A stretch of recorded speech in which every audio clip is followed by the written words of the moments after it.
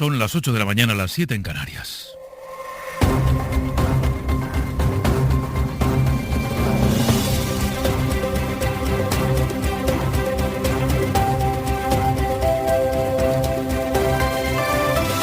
En la cadena SER,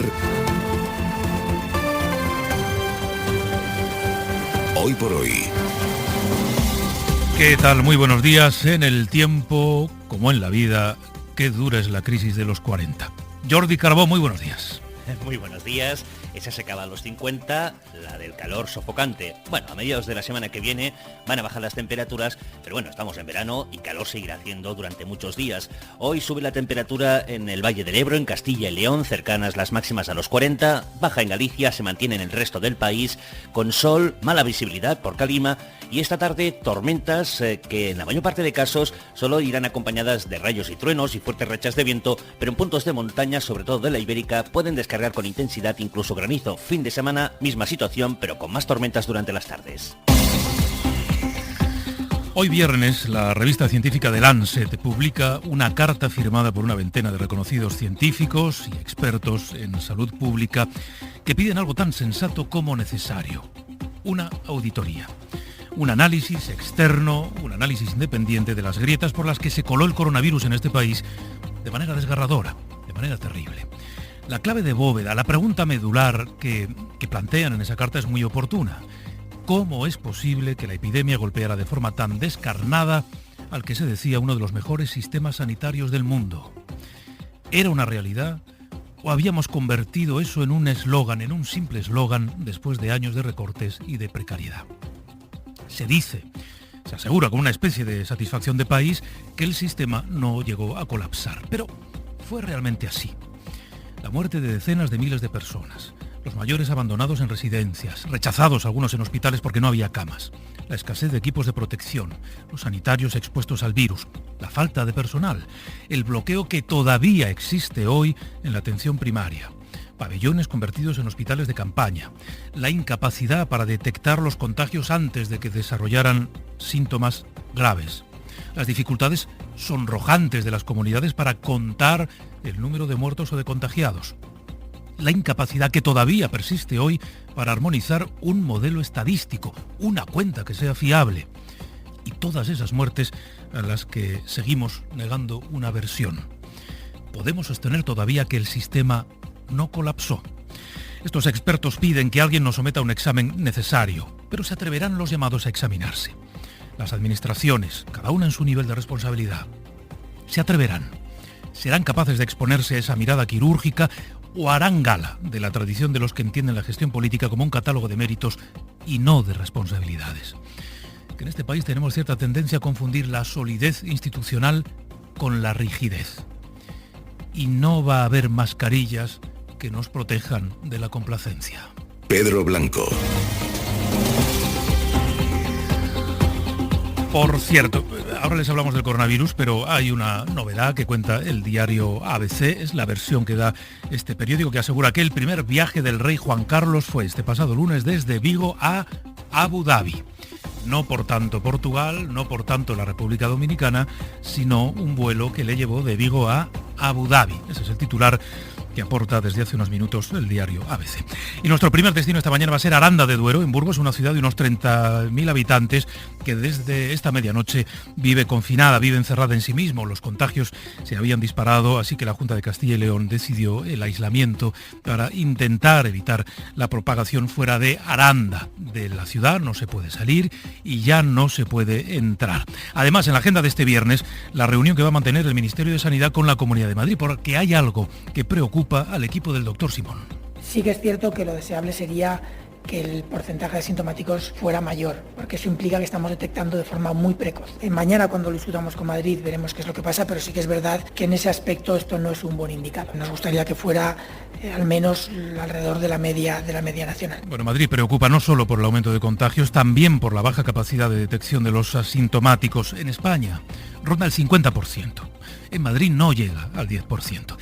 Y la detección de sintomáticos es fundamental porque eso significa que hay un buen sistema de rastreo que localiza los contagios antes de que tengan que acudir al médico con síntomas más o menos graves de la enfermedad. Radio Madrid, Laura Gutiérrez, buenos días. Buenos días. Sí, aquí el gobierno de Ayuso ha reconocido por primera vez lo difícil que le está resultando encontrar profesionales cualificados para hacer esos rastreos. Lo asegura en la respuesta a una petición de información pública a la que hemos tenido acceso, en la que justifica que ante la dificultad de cubrir los puestos ofertados se está incorporando a personal voluntario. Recordemos que para cumplir con los estándares fijados por los expertos, la Comunidad de Madrid todavía necesitaría más de 800 rastreadores. Según el Ministerio de Sanidad, Madrid lidera ahora mismo el auge de casos. En las últimas 24 horas se ha detectado más de 500 nuevos contagios. Vuelve a crecer el número de hospitalizaciones. 317 personas están ingresadas a día de hoy, 43 en la UCI, y los brotes siguen salpicando a los más vulnerables. Se ha detectado 2 nuevos focos en 2 centros de día de la capital, con un total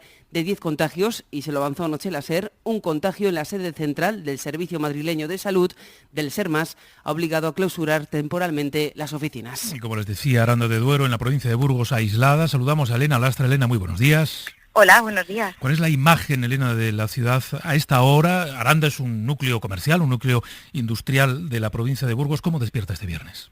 La mañana es casi como cualquier otra en Aranda. A esta hora no hay demasiada gente en el centro. Sí, bastantes camionetas de reparto que están haciendo su labor, aunque es cierto que la tarde de ayer fue diferente, muchísimo movimiento en los supermercados y un evidente desequilibrio entre los vehículos que salían del municipio respecto a los que entraban.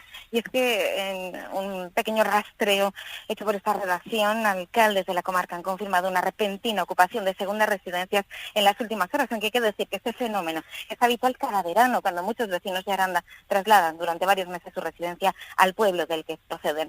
Y mucha confusión aún sobre lo que está permitido o prohibido durante estos 14 días, porque la situación no es asimilable a ninguna de las fases de la desescalada. Lleva aparejadas sus propias medidas que tendremos que aprender desde ahora. Y la pregunta más repetida y aún no contestada es: ¿pueden venir los vecinos de los pueblos a comprar a Aranda? Y es que este confinamiento va a ser toda una prueba de fuego para esa estrechísima vinculación entre Aranda y los casi 70 núcleos de población de entre 20, 30 habitantes y 700, como mucho, que rodean la localidad.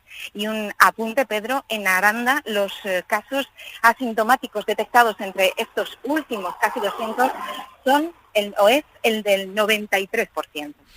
Gracias, Laura. 93% de los casos son asintomáticos en Aranda, donde el índice de afectación supera con mucho el de 600 casos por cada 100.000 habitantes, que es una barbaridad, una auténtica barbaridad.